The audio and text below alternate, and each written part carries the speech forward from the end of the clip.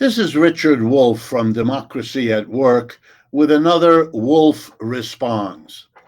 What I'd like to talk with you about today is the fact that what passes for economic policy and economic analysis is very often, in part or altogether, really about class war, in which the employer class is taking care of business in the way it wants, even though it's at the expense of the employee class in our economic system.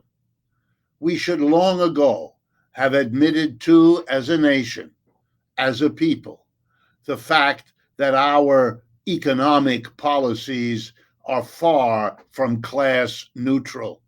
They never were, and they aren't now. The class that runs the system also makes the key decisions about what policies to use for what problems to solve. And in the process, keep themselves on top and the rest of us looking up at them. And I'm going to give you two examples from a current situation, if you like, of important economic policy. I'm going to begin with inflation. And here, the important thing is to understand the class nature of inflation, because that's going to shape what kind of policy we bring into bear in the hopes of, quote unquote, solving the inflation. So here we go. Inflation is when prices go up. Nothing complicated about it. Not all prices are going up. They're not all going up at the same amount. All that inflation means is that in general, prices are going up more or less. And that is considered to be an important problem. Here in the United States, for at least the last 6 months, it's been the most important problem in the economic system that we see discussed, radio, television, across the board. I want you to understand the class nature of inflation. To do that, we ask very simple questions, but we give honest answers. First question: if inflation is when prices go up, who exactly sets prices? In other words, who are the people deciding that the price of this hamburger will now be $6 rather than 5? Or that the price of this software program will be $200 rather than 100, or whatever else it is? And the answer to that is a tiny minority of the people in a capitalist economic system make that decision. And those people are called employers. It's the class of employers. You all know that because the vast majority of you and me are employees. And we know a simple fact. We've never been called into a meeting where we sit down with a couple of other people and decide what will be the price of whatever the good or service is that we help to produce. That question, that power to set prices is reserved exclusively for the employers at the top. A tiny minority, employers are less than 1% of our people. A tiny minority set the prices that the rest of us, 99% or more, have to pay. So, right at the beginning, an inflation screams at us: class system, inequality. Some people having extraordinary power to do something as powerful as set prices have decided over the last year to raise prices, which is why we have an inflation. It is a way for the employers to improve their profits. That's why they raise prices. Employers make all their decisions, whether or not to hire someone, whether or not to take on a new technology, whatever, based on the impact their decision will have on their bottom line, profits. That's what they're taught to do in business school. That's what they do to compete and to survive. So we've answered the question. A tiny minority of people, employers, set prices, cause inflations, and we know why they do so, because it's the most profitable strategy available for them to do it.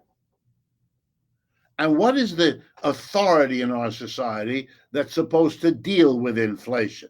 The answer is it's our central bank, known in this country as the Federal Reserve, established over a century ago here in the United States with two tasks: price stability, prices staying the same, number one, and number two, full employment or as close to that as you can get. Clearly, if we have an inflation, the Federal Reserve failed to achieve its first objective. An inflation is when prices go up. It is not price stability. What is the Federal Reserve proposing to do? Answer: raise interest rates. They've been doing it for the last half year in big jumps, as many of you know. This is supposed to be a solution for inflation. Does it punish capitalists and employers for raising prices? No. Does it penalize employers for raising prices? No. The first thing an interest rate hike does is make life more difficult for the poorest people amongst us and for the middle class. Why? Because our credit card bills at the end of the month are going to be higher because the interest rate that's part of that has been raised up. It's going to make life harder for anyone who wants to buy a new or used car because the payments that you'll have to make per month are going to be higher if interest rates are higher. It's going to make life harder for anyone who wants to buy a home for the same reason. Mortgages are going up. Students considering borrowing to go to college, higher interest. It will hurt all those people, that way of dealing with inflation. And that's a class policy approach. It hurts those most who have the least responsibility for the inflation problem and have the least resources with which to deal with it. It is blatantly unjust. And in case anyone thinks that that's the way we have to go, that is simply not true. Back in 1971, then conservative President Richard Nixon declared a wage price freeze. The government said, as of tomorrow morning, nobody can raise the price anymore. Whoa, it stopped the inflation on a dime, and it didn't make the mass of middle and low income people pay for it. It went right to where the inflation started, the class of people at the top.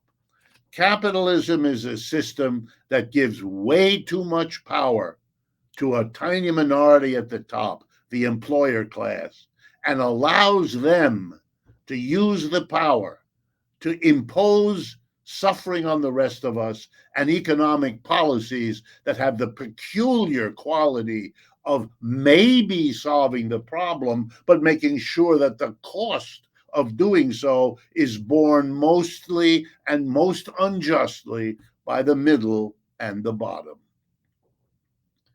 If this different way of understanding the urgent economic problems and the solutions policies are supposed to provide, if this strikes you as something that ought to be part of the conversation but isn't, then please share this video with friends, coworkers, relatives, anyone you think might find it interesting. That's why we produce them. And of course, if you can help defray part of the costs of doing this, well, then that much more will we appreciate your partnership. Thank you.